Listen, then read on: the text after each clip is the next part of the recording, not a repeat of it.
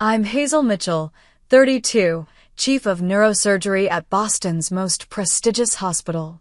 Yet 7 years ago, my father looked me in the eye and said, "You'll never amount to anything worthwhile."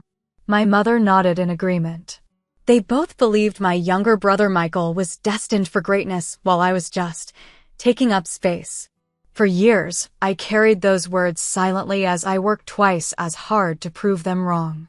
Before I tell you how my mother nearly collapsed when she found out who I really was, let me know where you're watching from in the comments.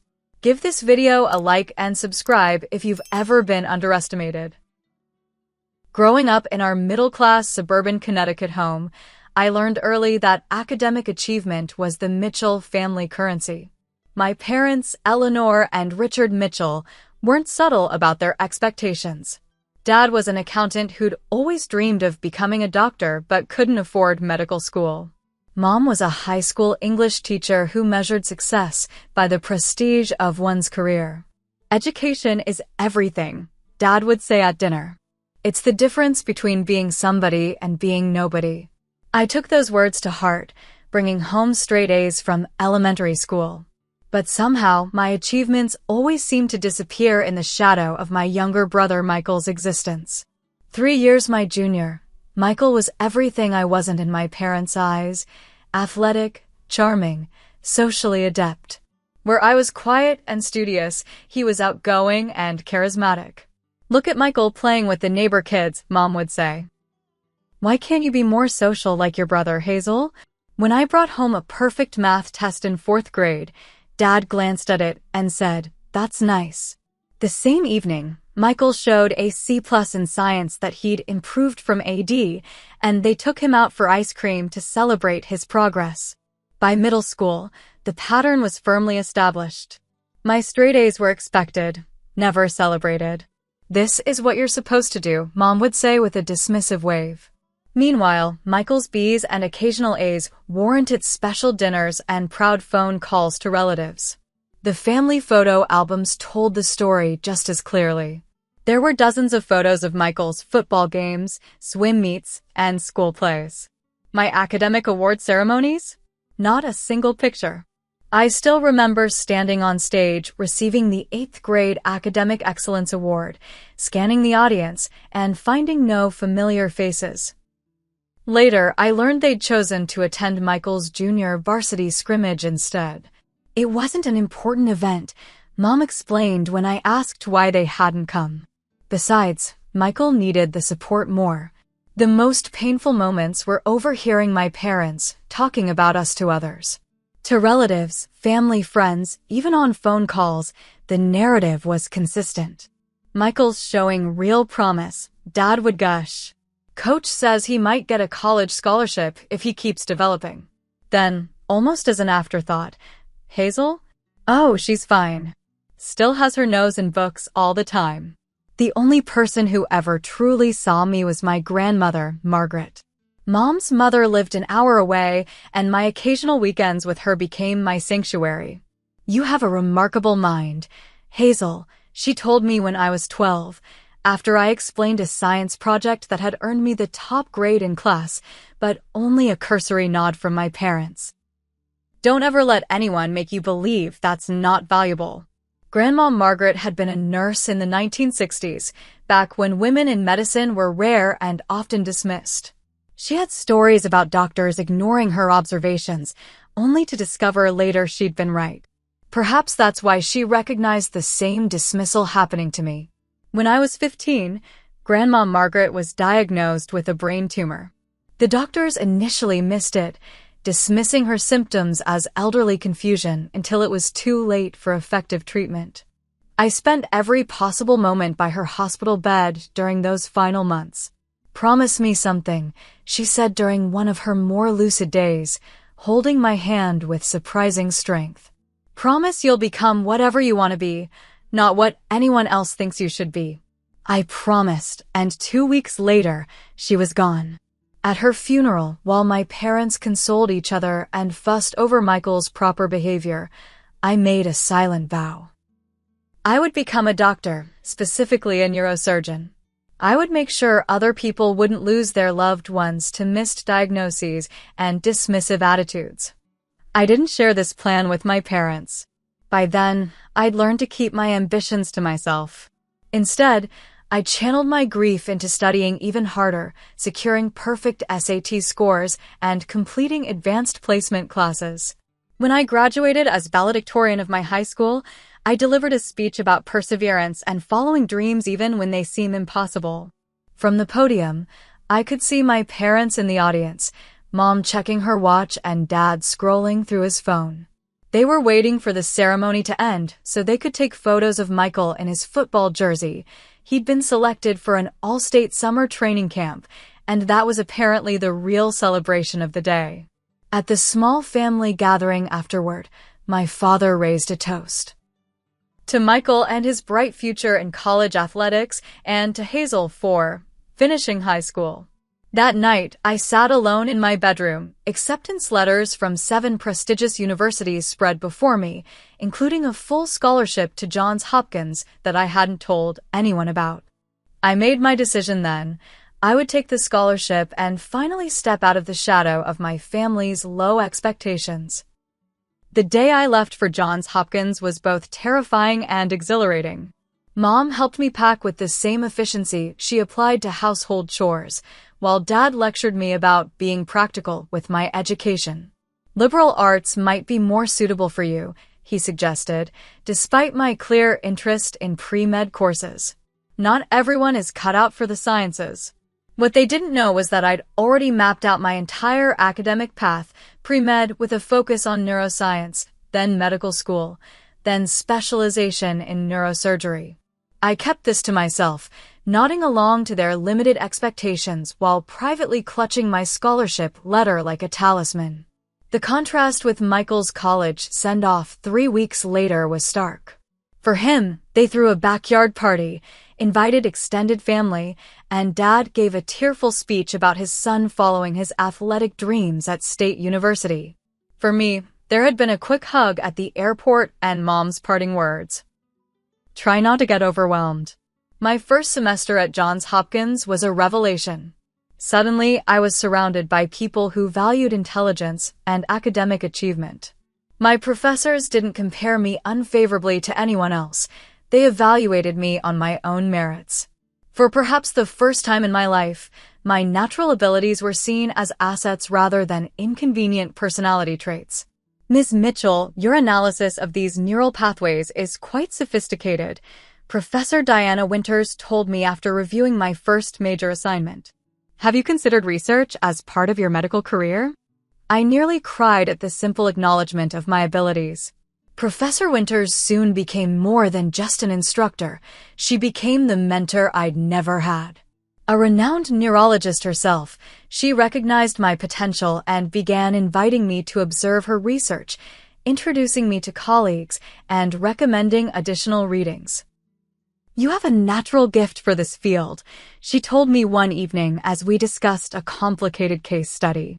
The way you integrate information and see connections others miss, it's rare. Meanwhile, I was making real friends for the first time. My roommate Audrey Coleman was studying biochemistry and shared my intense work ethic.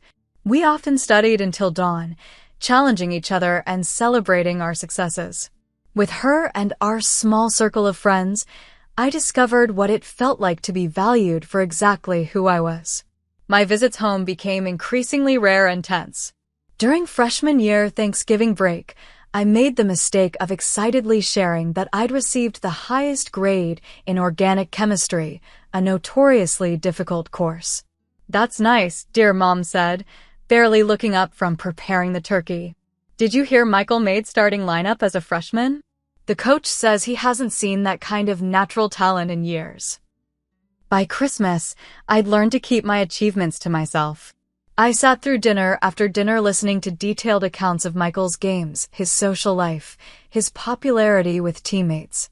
When relatives asked about my studies, Dad would quickly interject. Oh, Hazel's still figuring things out. Not everyone finds their path right away like Michael. The summer after freshman year was my last extended stay at home. I'd arranged a research assistantship with Professor Winters, but it didn't start until July. Those 3 weeks in June became an exercise in invisibility. "Why can't you be more like Michael?" Mom asked one evening after I declined to attend a neighbor's barbecue, preferring to read research papers instead. "He makes an effort to be sociable." "Michael has time for that," I replied, unable to keep the edge from my voice. "I'm preparing for medical school." Dad scoffed. "Medical school? Be realistic, Hazel. Those spots go to exceptional students." I bit my tongue instead of pointing out my perfect GPA. What was the use? In their eyes, I would always be the unremarkable daughter, regardless of evidence to the contrary. That fall, I returned to campus with relief and threw myself even deeper into my studies. I took extra courses, volunteered at the university hospital, and began publishing research papers under Professor Winters' guidance. As my resume grew, my contact with family diminished. The financial reality of my situation became clear when my parents informed me they wouldn't be contributing to any expenses beyond what my scholarship didn't cover. "Michael's athletic scholarship only covers tuition," Mom explained over the phone. "We need to help with his housing and expenses. I'm sure you understand." I understood perfectly. I took on part-time jobs at the campus library and as a teaching assistant, often working 20 hours a week while maintaining my course load. Some nights I survived on vending machine coffee and 2 hours of sleep, but I never let my grades slip. Not once. By senior year, I had been accepted to Johns Hopkins School of Medicine with another substantial scholarship. When I called home with the news, Mom sounded distracted. "That's nice, honey. Did you get the photos I sent of Michael's championship game?" I stopped calling with updates after that. My white coat ceremony at the beginning of medical school should have been one of the proudest moments of my life. It's a significant milestone, the formal induction into the medical profession, where students receive their first white coats and recite the Hippocratic Oath. Families typically attend, beaming with pride. I sent my parents an invitation with details 6 weeks in advance. 2 days before the ceremony, I called to confirm they were coming. "Oh, Hazel, I'm so sorry," Mom said, not sounding particularly sorry at all. "Michael has a big game that weekend.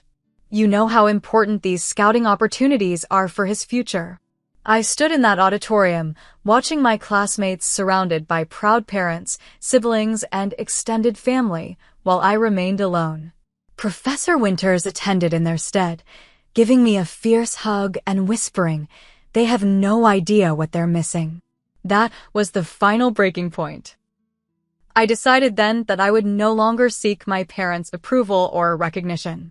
I would build my life and career without the emotional drain of their indifference. I threw myself into medical school with an intensity that even my hardworking peers noticed.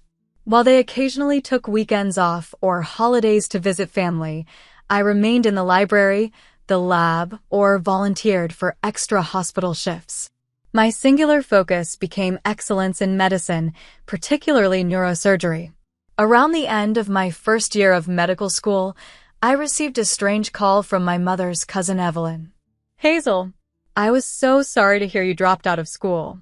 Your mother tells me you're working at a coffee shop now? Such a shame after all that promise." I was stunned into momentary silence. "Aunt Evelyn, I'm in medical school at Johns Hopkins. I haven't dropped out of anything." Her confusion was palpable. "But your mother told everyone at the family reunion last month that you couldn't handle the pressure of university and had to leave." As the conversation continued, a sickening realization dawned. While I'd been distancing myself from family contact, an entirely different narrative about my life had been constructed without my knowledge. Through careful questioning of distant relatives and old family friends over the following weeks, I pieced together the story my parents had been telling everyone. Hazel, the disappointing daughter, had dropped out of college due to emotional problems and was now working menial jobs while Michael continued to be the family success story. The truth about Michael, which I discovered through a mutual childhood friend, was quite different. He had lost his athletic scholarship after a mediocre performance freshman year, coupled with failing grades. He had dropped out after his sophomore year and was bouncing between unsuccessful business ventures, all funded by my parents. I was hurt, but not entirely surprised to learn that the money my parents had originally promised for my education had been redirected to bail out Michael's failed attempts at starting a sports marketing company, then a fitness center, then a protein shake business. Most painfully, I discovered through social media posts that Michael had begun implying to his friends that he was pre-med, using vague references to medical studies and even posting photos of textbooks similar to mine. My achievements had become his fiction. I considered confrontation. I drafted multiple emails and letters, even rehearsed phone calls. But ultimately, I decided that engaging would only drain energy I needed for my studies. If they needed to create this fictional version of our lives where he was the successful one and I was the failure, so be it. I would know the truth, and eventually, so would the world. I severed what little remained of our communication. I blocked their numbers, returned mail unopened, and asked the few family members I still trusted not to share information about me. It was like performing emotional surgery, painful but necessary for healing. My medical school years passed in a blur of 16-hour days, complex neuroanatomy, surgical rotations, and research publications. I graduated at the top of my class with multiple residency offers from the most prestigious programs in the country. When I walked across the stage to receive my medical degree, Professor Winters and Audrey cheered loudly enough to make up for my absent family. Dr. Hazel Mitchell, the dean, announced, and in that moment, I felt both the weight and freedom of becoming exactly who I'd promised my grandmother I would be. I chose Massachusetts General Hospital in Boston for my residency, partly for its exceptional neurosurgery program and partly for the distance it provided from my family in Connecticut. The 7-year neurosurgery residency is notoriously grueling, even among medical specialties known for their intensity. The first year as an intern nearly broke me. 100-hour work weeks, being on call every third night, snatching sleep in short bursts on hospital cots, and facing the emotional weight of life and death situations daily pushed me to my limits. Some of my fellow residents quit, unable to withstand the pressure. But I had spent my entire life being underestimated and dismissed. This pressure felt familiar, almost comforting in its clarity. At least here, my performance was judged on measurable criteria: surgical skill, medical knowledge, patient outcomes, rather than how I compared to someone else. Mitchell, explain the approach you'd take for this glioblastoma, Dr. Harrison, the intimidating chief of neurosurgery, demanded during my second year, pointing to an MRI scan during rounds. I detailed the procedure step by step, including potential complications and how I'd address them. When I finished, the room was silent. Dr. Harrison, known for his biting criticism, simply nodded. That's precisely right. Who taught you that approach? It's not in the standard literature. I developed it based on a combination of techniques from recent journal articles, I answered truthfully. He raised an eyebrow. Interesting. I want to see you perform it. That case became the first of many where I began innovating surgical techniques. By my fourth year of residency, I had developed a method for accessing certain previously inoperable brain tumors that significantly reduced patient risk. When my research was published in the Journal of Neurosurgery, I received recognition from the wider medical community.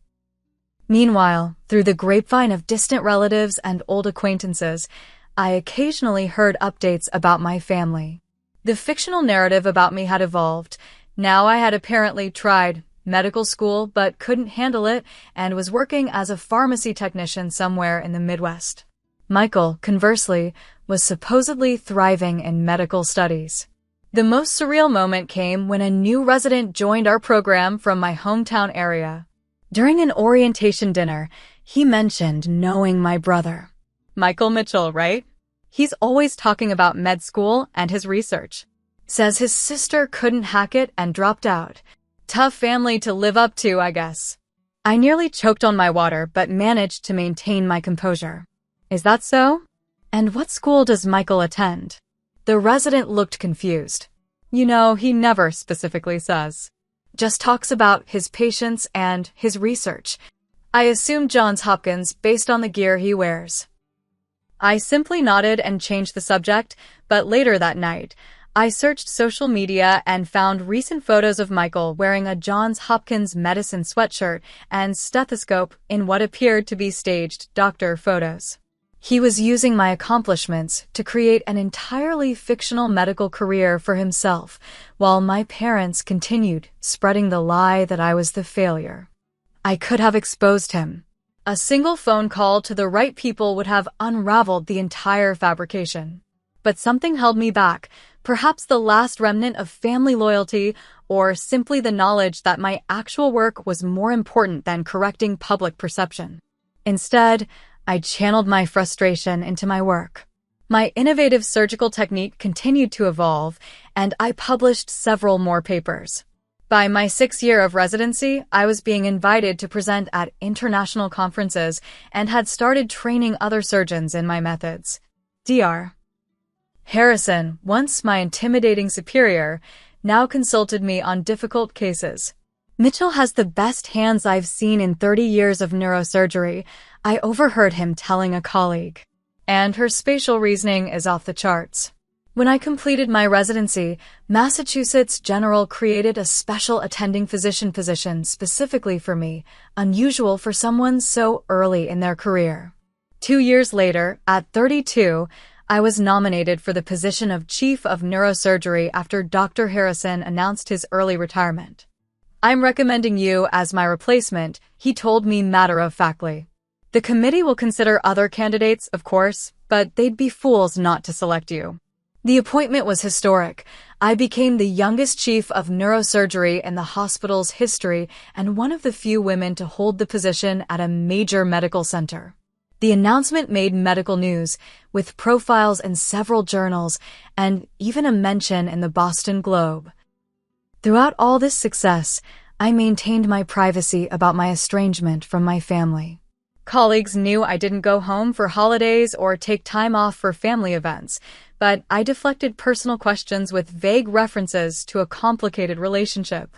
Even my closest friends at the hospital didn't know the full story of how thoroughly my family had erased my actual achievements and replaced them with a fictional narrative of failure. Then came the call that would change everything. Dr. Mitchell, this is your cousin Thomas. I'm sorry to bother you at work, but Michael's been admitted to Boston Memorial with severe abdominal pain. They're saying it's appendicitis with complications, and he needs to be transferred to a better-equipped hospital. I gripped the phone tightly. Is it serious? Serious enough that they're recommending transfer to Mass General, your hospital. I thought you should know since your parents are driving up from Connecticut now. They don't know you work there. For a moment, I considered recusing myself, ensuring Michael would be treated by other physicians while I remained invisible. But after 7 years of separation and lies, perhaps it was finally time for the truth. Thank you for letting me know, Thomas. I'll make sure he receives excellent care. I hung up, my heart pounding as I realized that my carefully separated worlds were about to collide. The day I was officially appointed Chief of Neurosurgery should have been the pinnacle moment of pride in my career. The ceremony was attended by hospital board members, distinguished physicians, and even the mayor of Boston. As I accepted the position, becoming the youngest department chief in the hospital's 200-year history, the applause was thunderous. Dr. Mitchell represents the future of medicine, the hospital director announced. Her innovative surgical techniques have already saved hundreds of lives previously considered beyond help. Afterward, there was a reception where colleagues congratulated me and medical journal reporters requested interviews.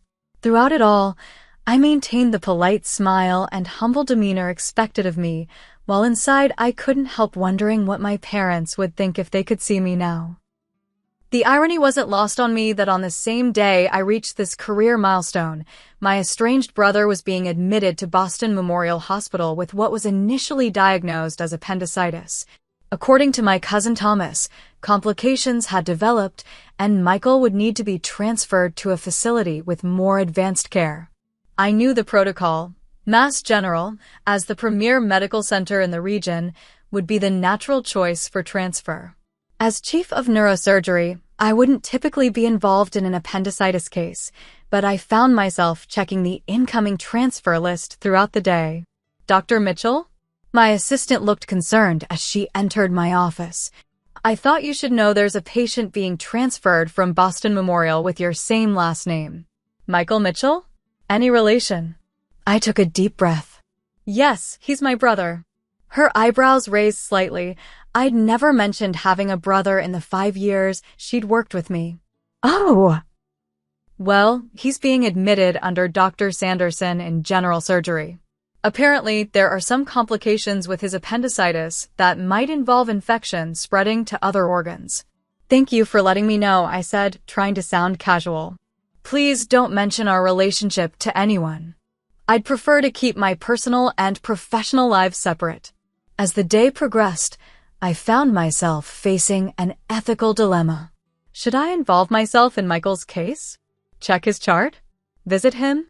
The professional part of me said to maintain distance. Doctors typically don't treat family members due to emotional complications. But another part, perhaps the part still hurting from years of lies and dismissal, wanted to see this confrontation through.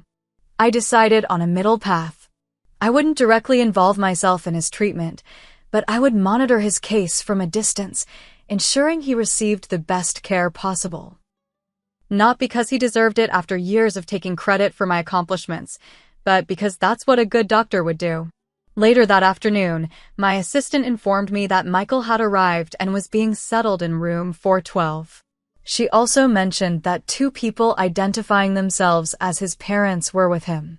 My parents, just a few floors away after 7 years of separation.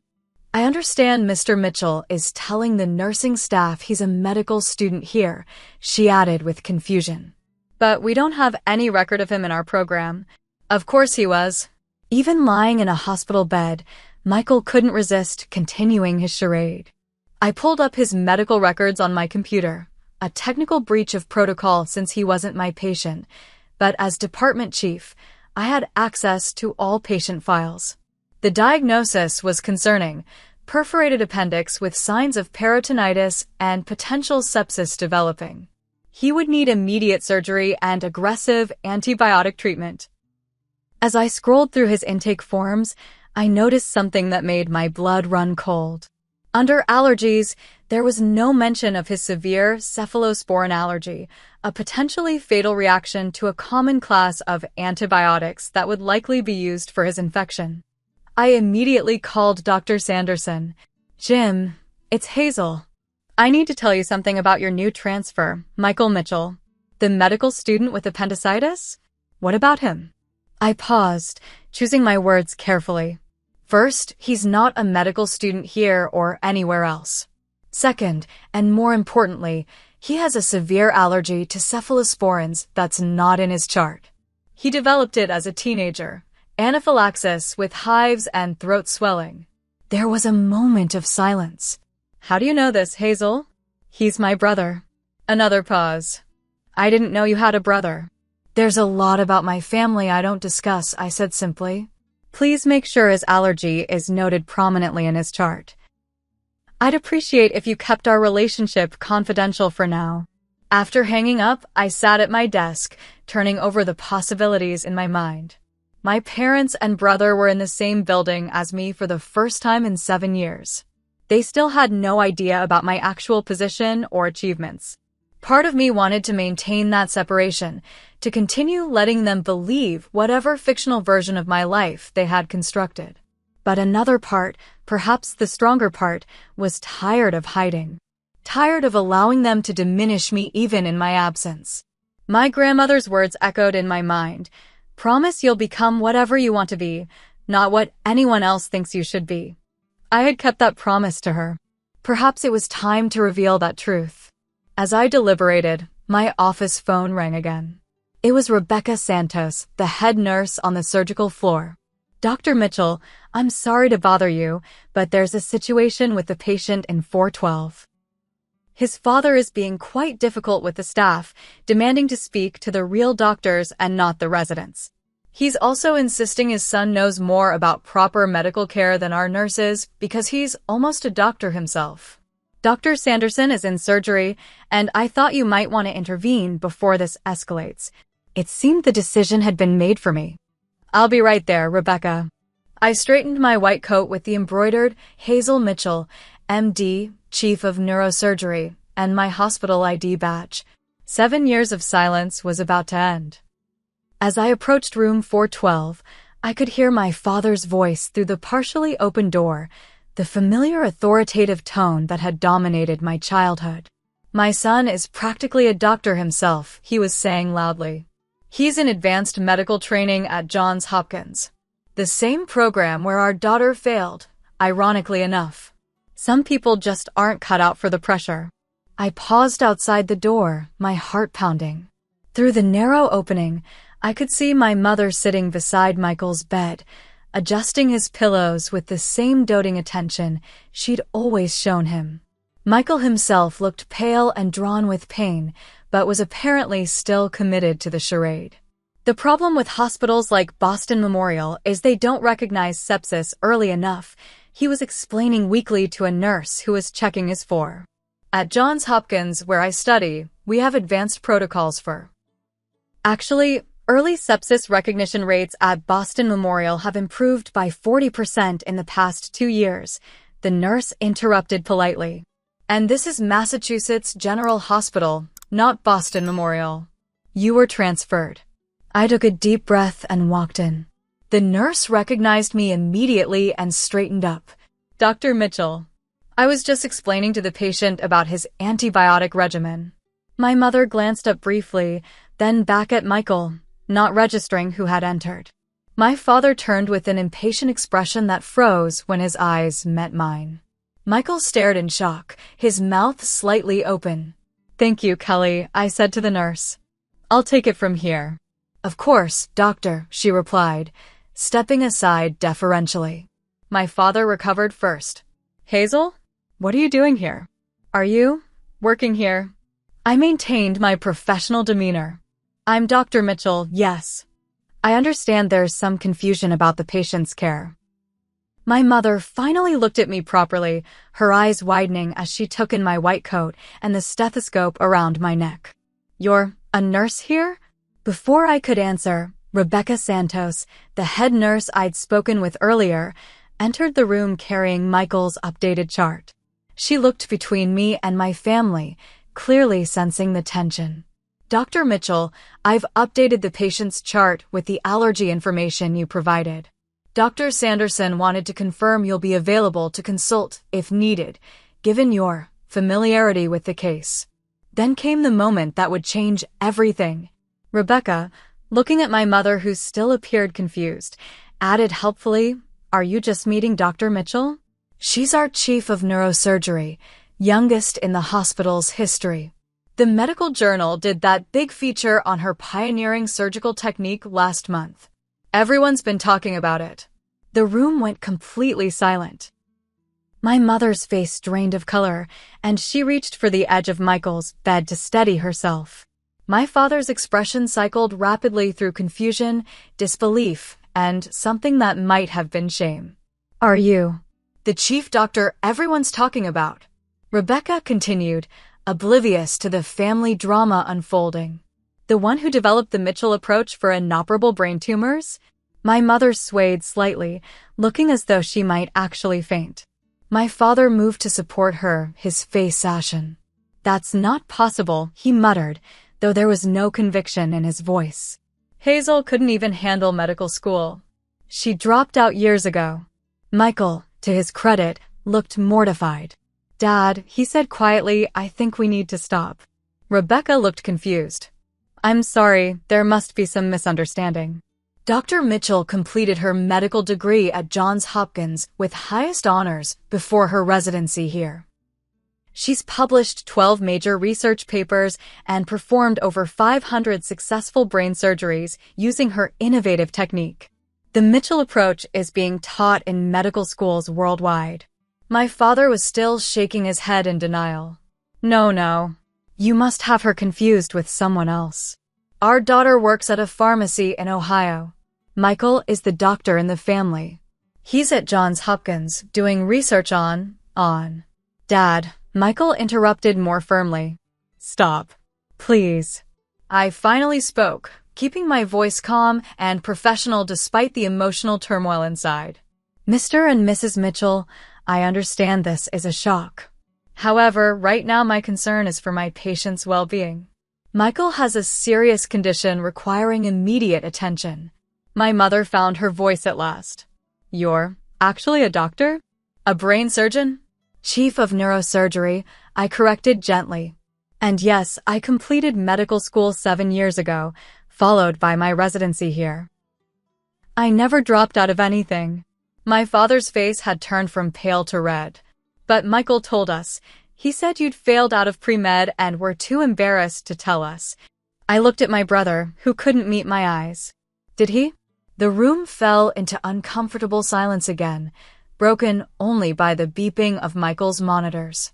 Rebecca, finally sensing the personal nature of the conversation, excused herself tactfully. I'll let you have some privacy. Dr. Mitchell, Dr. Sanderson will be out of surgery in 20 minutes to discuss the case. Once she left, my mother began to cry softly. I don't understand. All this time, we thought. You thought what you wanted to think, I said, more sharply than I intended. You believed Michael because it fit the narrative you'd already created, that he was the successful one and I was the disappointment. Michael shifted uncomfortably in the hospital bed. Hazel, I'm sorry. It just started as a small lie and then spiraled. Mom and Dad were so disappointed when I lost my scholarship, and then when I dropped out entirely, it was easier to let them think you had failed instead. My father was still struggling to process the revelation. But we never heard from you. Never saw your name anywhere. How were we supposed to know? You could have asked me, I replied simply. You could have called Johns Hopkins instead of just believing what you were told. You could have shown even a fraction of the interest in my career that you showed in Michael's fictional one. A look of realization crossed my mother's face. The Mitchell approach, that medical breakthrough we read about last year. That was you. I nodded. But the article said Dr. Mitchell was one of the most promising neurosurgeons in the country, my father said, still sounding disbelieving. Yes, I confirmed. That would be me. Michael winced. Whether from physical pain or emotional discomfort wasn't clear. Hazel, I used some of your actual achievements in my stories. I told them about the surgical technique, but I said I was developing it. I looked at him with more pity than anger. I know. I've heard bits and pieces over the years about your supposed medical career. Quite impressive for someone who never attended a single day of medical school. My father tried a different approach. Why didn't you tell us about your success? We're your parents. We had a right to know. A right? I repeated, raising an eyebrow. You lost any right to know about my life when you dismissed every achievement I ever had. When you missed my white coat ceremony to attend Michael's game. When you told the entire family I had dropped out when I was actually at the top of my class. My mother was openly sobbing now. We didn't know. How could we have known? You could have asked, I repeated, or shown up, or called, or done any of the things parents typically do. The tension was interrupted by Michael's monitors beeping more rapidly. His face had grown paler, and he was sweating profusely. My doctor instincts immediately took over, personal feelings set aside. I stepped to his bedside, checking his pulse and the monitors. Michael, how's your pain? Scale of 1 to 10? 8. Maybe 9, he gasped. It's spreading across my abdomen. I pressed the call button. His peritonitis is worsening. He needs surgery immediately. When the nursing team rushed in, I switched fully to physician mode, relaying Michael's status and necessary preparations. Dr. Sanderson arrived moments later and, after a quick assessment, agreed with my evaluation. He needs to go to the OR now, Dr. Sanderson confirmed. The infection is spreading faster than we anticipated. My parents watched this exchange in stunned silence, seeing me in my element for the first time, confident, authoritative, respected by the medical team around me. As they prepared to wheel Michael to surgery, he grabbed my hand. Hazel, I'm sorry. For everything. I've been living in your shadow, pretending to be you, because I couldn't face being myself. Despite everything, I felt a pang of sympathy. We'll talk after your surgery. Focus on getting better now. My parents started to follow as Michael was wheeled out, but I stopped them. The surgery will take at least 2 hours. You should wait in the family room. Will he be okay? My mother asked tearfully. I considered sugarcoating it, but honesty seemed important now. The infection is serious, but he's young and otherwise healthy. Dr. Sanderson is excellent. My father looked at me with new eyes, as though seeing me for the first time. Will you be involved in his surgery? I hesitated. Typically, surgeons didn't operate on family members due to emotional complications. But this was an exceptional situation, and I was uniquely qualified to assist if complications arose. I'll consult if needed, I finally said. Now, if you'll excuse me, I need to review his case with the surgical team. As I walked away, I heard my father say to my mother in a shocked whisper, Our daughter is a brain surgeon, chief of neurosurgery. How did we not know? How indeed, I thought, as I headed toward the OR to ensure my brother received the care he needed, despite everything that had happened between us. Michael's surgery lasted nearly 4 hours.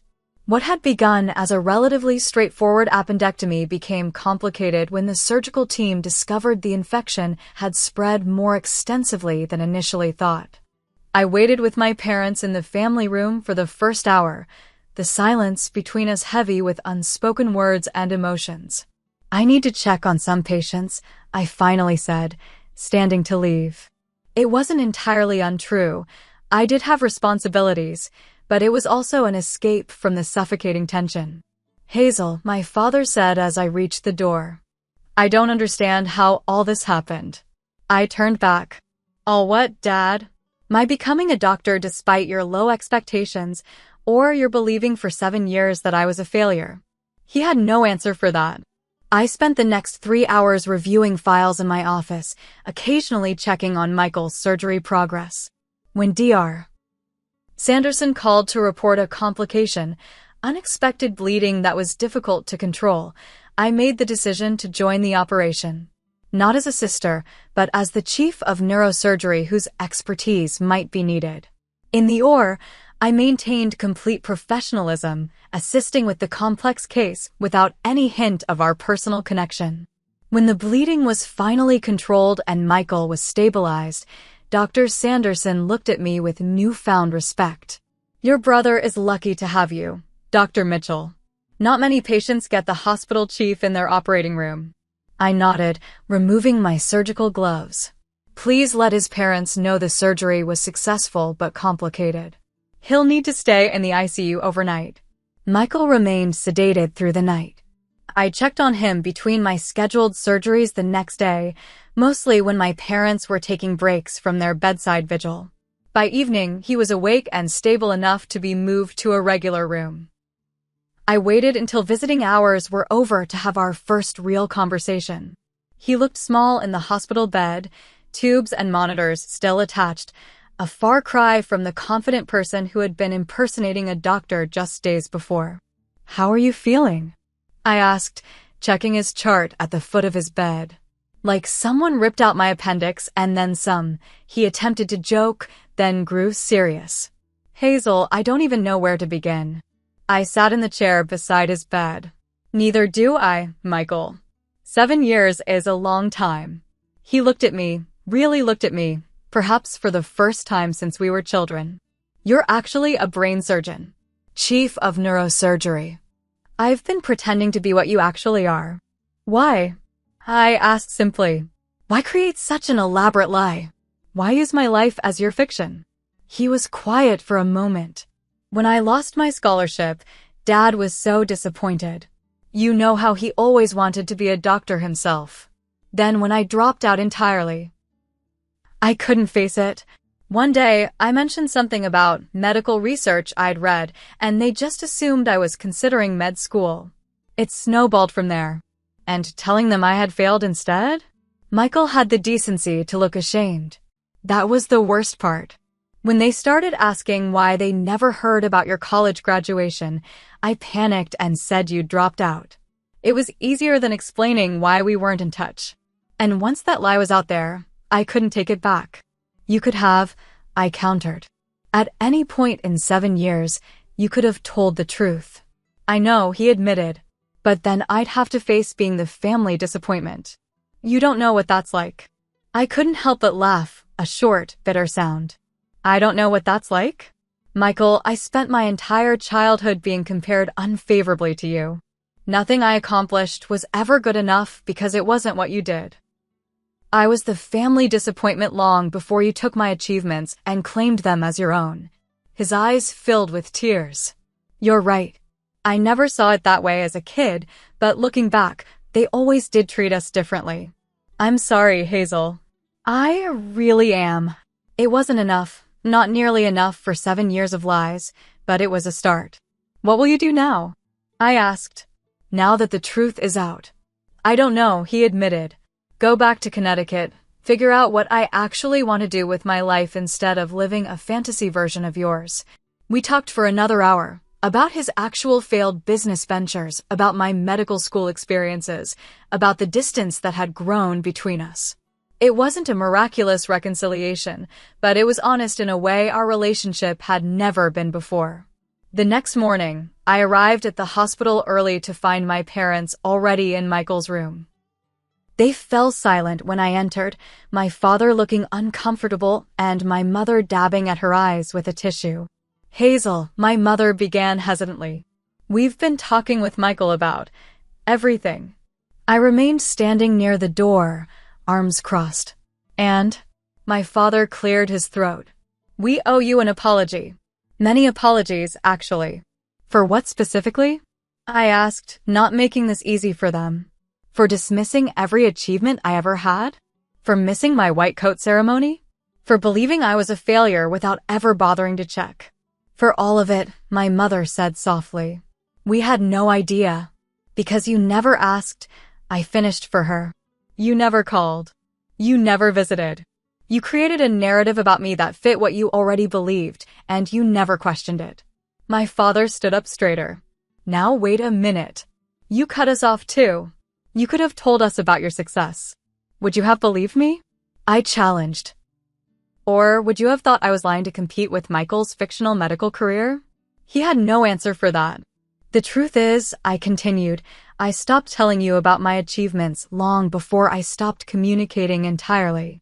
Every time I shared a success, it was dismissed or forgotten in favor of whatever Michael was doing. So eventually, I stopped sharing. My mother was crying again. We never meant to make you feel that way. Intentions don't change impact, I replied, a phrase I'd learned in a hospital management course that seemed particularly apt now. You may not have meant to hurt me, but you did. Repeatedly and consistently, for years. Michael spoke up from his bed. They know, Hazel. We've been talking all morning. I've been telling them how wrong we all were. I looked at each of them in turn, my brother in the hospital bed, my father standing awkwardly by the window, my mother clutching her tissue. This was my family, flawed and human, and finally facing reality. I don't know what happens from here, I said honestly. I've built a life without you in it. A successful, fulfilling life. Could we be part of it now? My mother asked tentatively. Now that we know who you really are? I considered this. That depends. Can you accept who I really am? Not the daughter you wanted me to be, but the person I actually am. We're proud of you, Hazel, my father said, his voice rough with emotion. We should have been proud all along. It wasn't enough, not yet. But it was a beginning. Over the next few days, as Michael recovered enough for discharge, we had more conversations, painful, honest ones where years of resentment and misunderstanding were finally addressed. There were no magical solutions or instant healing, But there was truth where there had been lies, and acknowledgement where there had been dismissal. I set clear boundaries for any future relationship.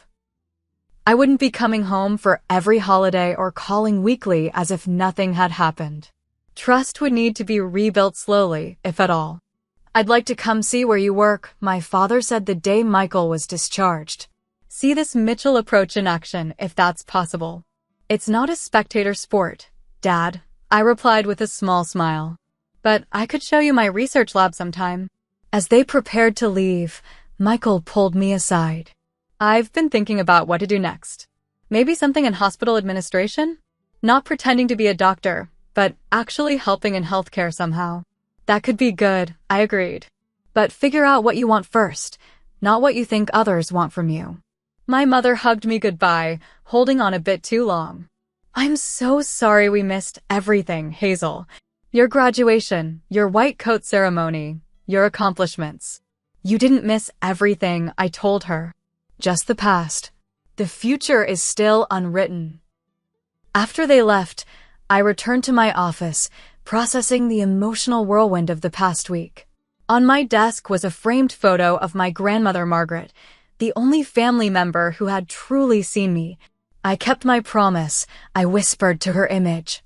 The next day, I returned to my regular schedule, morning rounds, 2 complicated surgeries, a research meeting, and administrative duties. But something had shifted inside me. The weight of being unseen, unacknowledged by my family, had lifted. Not because I'd finally received their approval, but because I'd finally accepted that I hadn't needed it all along.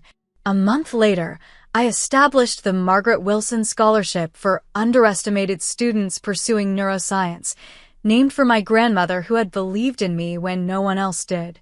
The first recipient was a brilliant young woman whose family had similarly dismissed her ambitions. My relationship with my family continued to evolve slowly.